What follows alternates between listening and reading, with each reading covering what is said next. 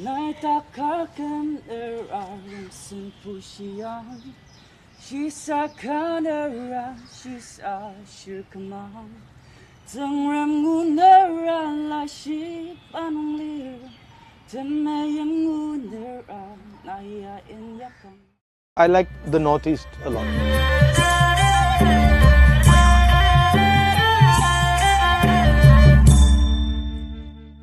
I think one of the central issues is that when I went to school, I never read Naga culture. I don't know what it is. You know the only thing I read about Naga culture when I was in school? Headhunters. That's the only thing I read, right? But that's not true because there's a Naga culture, there's a Naga history, there's a Naga tradition. But Nagas know it, nobody else in India knows it. That's a huge problem. So some of you planning to come to Delhi for the higher studies here? Or do you have some fear to coming Delhi or Mumbai or other big city of India? I do have a fear of racism. Like, just yesterday and day before yesterday, we visited like the India Gate and the Red Fort, and people like were looking at us, pointing at us like Chinese, Korean, Nepali. So how did you answer them? Should we put our Aadhaar card in our foreheads and walk to tell that we are also Indians? There's a little bit of racism against people from the Northeast and stuff. That exists. But that's ignorance. Foolish people.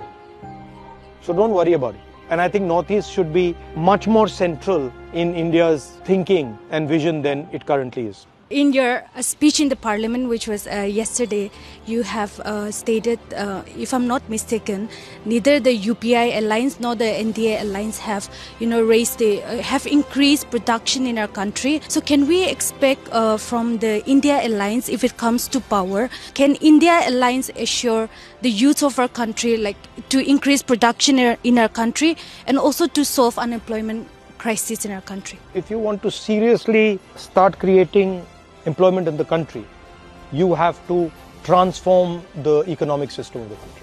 I'll give you an example. You must have read recently that Bangladesh is doing better than India in textiles. Yeah. Have you heard this? Yeah. What do you think is one of the biggest reasons why India is failing in textiles? Textiles is huge jobs, simple and large numbers of jobs. But India is losing space. Why do you think it's losing space? If you see this shirt, it's made of cotton and it has something else. Polyester. So in India, Reliance ensures that there is a import duty on polyester so that nobody other than Reliance can sell polyester in India.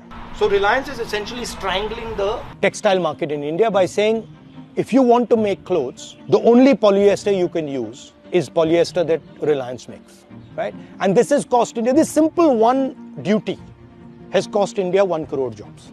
The same thing Adani is doing in our airports. The same thing Adani is going to do with electric cars. So we have these large businesses, mainly Adani, Ambani, these 5-7 big businesses who are not interested in production.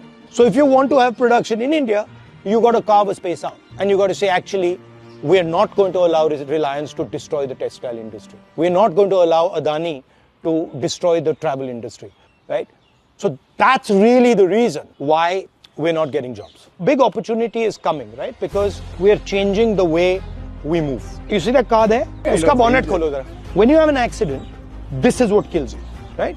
And the reason it kills you is that this thing, when it gets hit by something, has massive energy going backwards. So the entire car is designed to hold this engine in place and to stop the engine from flying into you and killing you. Yeah. I mean, why is this? They're teaching you all these fancy things. They're not teaching the most basic thing. There is an explosion taking place inside this engine every time you start it. Oh. Right? So if you start it, start karo. This.